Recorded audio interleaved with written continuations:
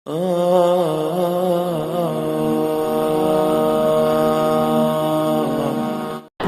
کی ساری نمرود کی طاقت استعمال ہوئی کہ ابراہیم کو آگ میں جلا دو اور اسے ڈال دو، اور لکڑیاں کٹھی ہوئیں، ڈھیر لگایا گیا اور ایسی آگ دہکی کہ اوپر سے اڑنے والا پرندہ بھی اس میں جا کے گر کے راکھ ہو جائے۔ اب ابراہیم علیہ السلام کو پھینکنے کا وقت آیا تو ان کو قریب جانے کا کون راستہ ہی کوئی نہیں۔ ابراہیم علیہ السلام سے کہنے لگے تو خود چلا جا، وہ کہنے لگے میں کیوں جاؤں، تم نے جلانا ہے پھینکو مجھے۔ اب پھینکنے کا طریقہ کوئی نہیں، قریب جائیں تو خود جلتے ہیں۔ شیطان نے ایک ہتھیار بنا کے دیا غلیل کی طرح، اس میں ڈال کے پھینکا، کپڑے اتارے، رسیوں سے باندھا، جب ہوا میں اڑے تو جبرائیل دائیں طرف آ گئے اور پانی کا فرشتہ بائیں طرف آ گیا، یوں جا رہے درمیان میں ابراہیم علیہ السلام، ادھر جبرائیل، ادھر پانی کا فرشتہ، اور ابراہیم علیہ السلام خاموش، بس اتنا کہہ رہے ہیں حسبی اللہ ونعم الوکیل، حسبی اللہ ونعم الوکیل، اس سے آگے کچھ نہیں بول رہے۔ اور ادھر پانی کا فرشتہ اس انتظار میں ہے کہ ابھی اللہ تعالیٰ فرمائے گا پانی ڈالو، آگ بجھاؤ۔ جبرائیل اس انتظار میں ہے کہ یہ مجھ سے کچھ کہیں تو میں آگے کروں۔ تو جب دیکھا کہ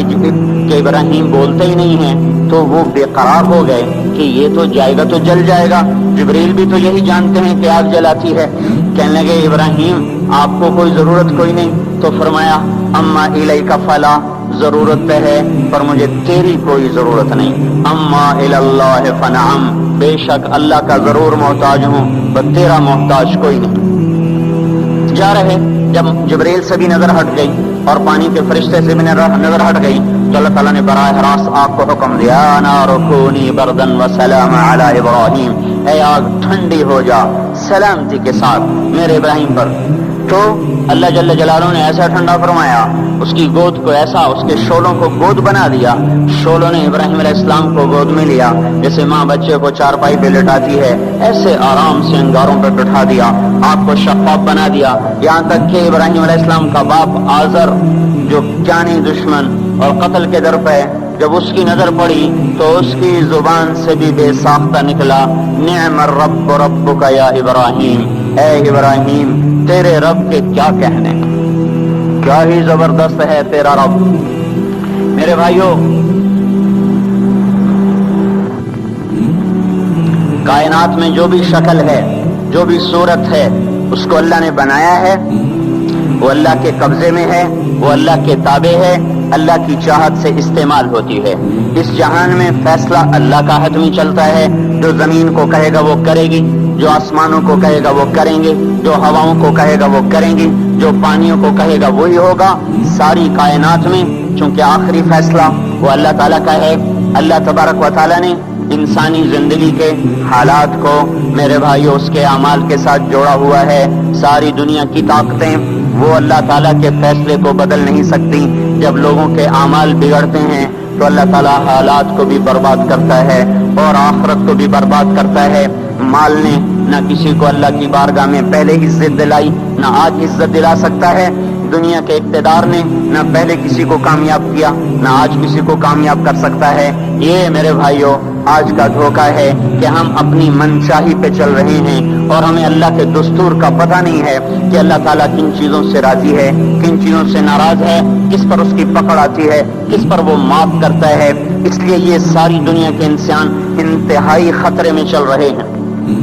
کہ یہ وہ سارے اعمال جن پر اللہ تعالیٰ ناراض ہوتا ہے وہ پورے فیصل آباد میں ہیں، ہر محلے میں ہیں، ہر بازار میں ہیں، پورے پاکستان میں ہیں، پوری دنیا میں ہیں، پورے بر اعظم میں پھیلی ہوئی انسانیت آج للکار رہی ہے اللہ کو کبیرہ گناہوں کے ساتھ۔ زمین کو بھر دیا ہے ظہر الفساد فی البر والبحر بما کسبت ایدی الناس، اور اللہ اپنی سنت قرآن کے ذریعے سے بتاتا ہے کہ جب تم جیسی قوموں نے جب تمہارے جیسے اعمال اختیار کیے تو یہ سنو، ایک قوم تم سے پہلے آئی نوح علیہ السلام کی، جنہوں نے زمین کو کفر سے بھر دیا، الٹا میرے نبی سے کہنے لگے فاتنا بما تعدنا ان کنت من الصادقین، وہ عذاب لاؤ جس سے تم ہمیں ڈراتے تھے، اور وہ عذاب لاؤ جس کا تم نے وعدہ کیا ہوا ہے۔ پھر ہمارا وہ دن آیا ففتحنا ابواب السماء بماء منہمر وفجرنا الارض عیونا فالتقى الماء على امر قد قدر، آسمان کے دروازے کھولے،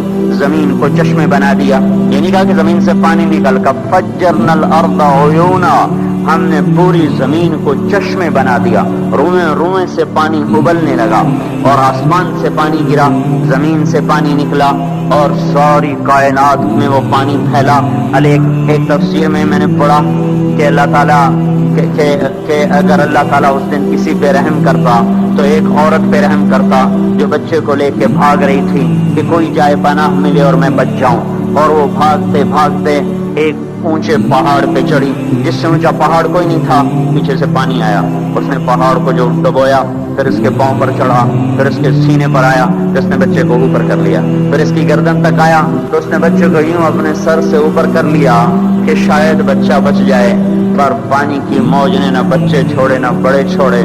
سب کو برابر کر دیا، یہاں تک کہ ان کے اپنے بیٹے کو اللہ تعالیٰ نے سامنے وحال بینہم الموج فکان من المغرقین، سامنے ہلاک کیا، 3 آدمی غار میں چھپ گئے، اور اوپر پتھر رکھ لیا کہ یہاں تو پانی نہیں آئے گا، چاروں طرف جو پانی کا تماشا دیکھا، اندر بیٹھ گئے، تھوڑی دیر میں تینوں کو تیز پیشاب آیا اور بے قرار ہو کر پیشاب کرنے بیٹھے، اللہ نے پیشاب کو جاری کر دیا، اور وہ پیشاب کرتے کرتے کرتے اپنے ہی پیشاب میں غرق ہو کے مر گئے۔